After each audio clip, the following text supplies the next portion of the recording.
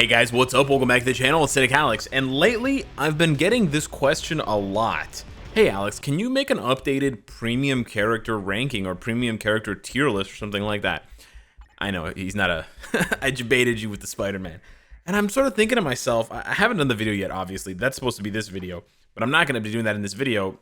I mean, I am, but I'm not. I'll explain. Basically, at first I said, I have other videos to do, and I sort of shrugged it off, sort of pushed it aside. Put it on the back burner. It's a video for another day, I got a backlog of videos, believe it or not. I know we all joke about lack of content, but I got a backlog. And then I started thinking about it when I inevitably ran out of content. And I'm like, bro, should I? Should you really be investing in premium characters at this point? So let me be clear here. When I talk about premium characters, there's different definitions based on different players. But in my opinion, a premium character is a character that you need to spend money to get. So there are, characters that cost crystals, like, the Epic Quest characters, the Crystal Wall characters like Mystique and Adam Warlock and Odin and stuff like that. And that can sort of equal premium because crystals are a premium currency that you have to farm, and it's very, very slow to farm. But when you talk about crystal characters, there's just this huge range of value from literally worthless characters like Adam Warlock at the moment to nearly priceless characters like Makari. So I don't think when people are talking about premium character selectors, well, when they're talking about premium character selectors, I know they're not talking about Crystal Wall characters. So this video, and of course my focus, is then going to be on only the premium characters, which you basically get one of two ways.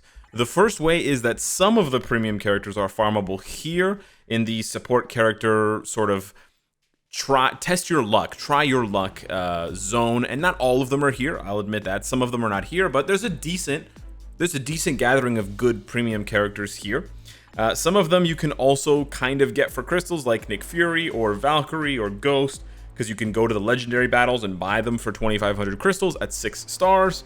And then you have the way to get the Danger Room characters, which are the last sort of batch that everyone forgets about because no one really wants to play Danger Room.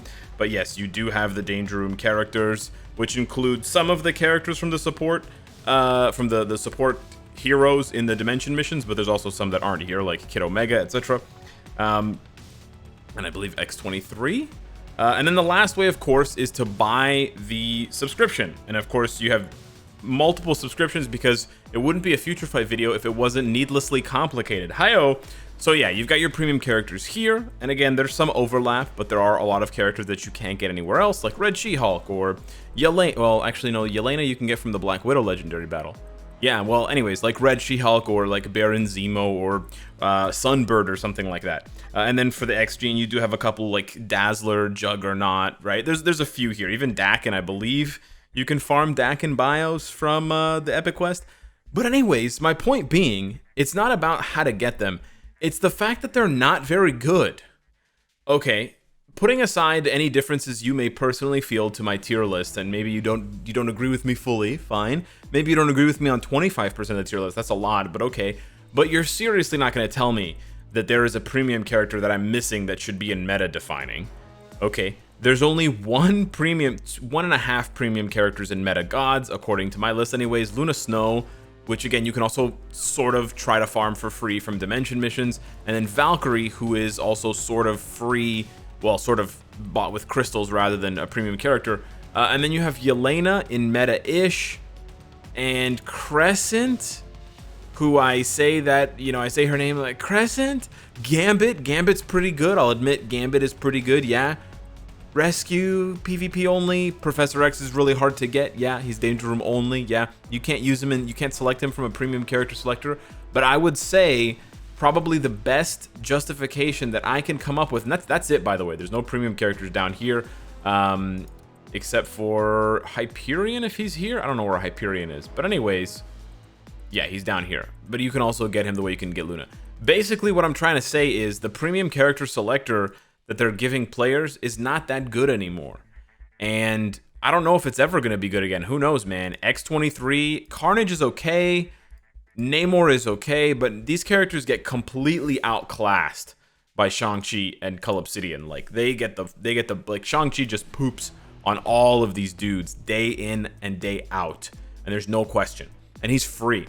And so that's good, right? That's good from the category of players who are like, I don't have a premium selector, Alex, so this video doesn't apply to me. Well, you can rest assured, and you can rest easy now, my young squire, that you don't have to worry about being at a disadvantage, because the premium selector that they give players is just not that good anymore.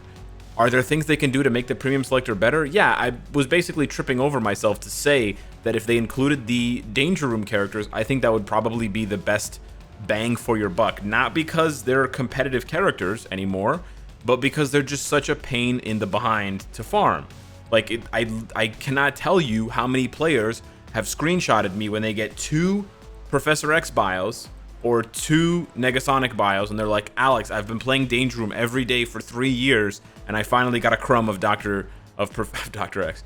I finally got a crumb of Professor X's, skin. And I feel for them. I feel the sympathy. I don't even play Danger Room that much anymore. I mean, it's fun. It's not a bad game mode at all, but it can be tedious to grind day in and day out, hoping, praying, right? Sanctifying yourself with the holy waters to hope to get some of these premium bios. So yeah, that's kind of what I have to say about the premium selector. I don't think it's very good, and I think that you should either prioritize getting a character that you desperately need that I just mentioned that's in the top, like Luna or Valkyrie. And even though I know, like, you're gonna say, but Alex, you can get Valkyrie for 2,500 crystals in the Thor Ragnarok.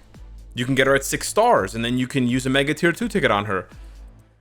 Yeah, you could do that, I guess, but the 2,500 crystals at this point in time, crystals are more valuable at this point than another premium character. I would rather have 2,500 crystals, because that means I can get like 2 or 3 uniforms depending on what time of year I'm buying them.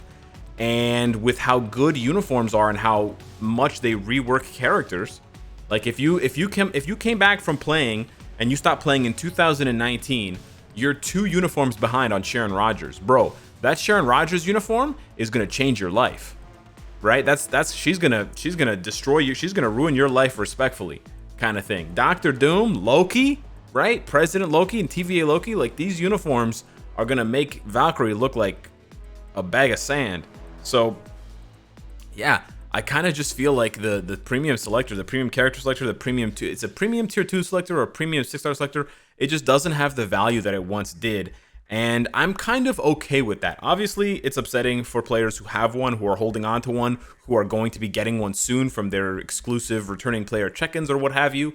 But I don't really have a good answer for you guys. Like I said, Luna or Valkyrie. If you could choose Professor X, yeah, I'd get him in a heartbeat, or even like Weapon Hex, to be honest, because you just need her to be 6 stars to do the one-shotting.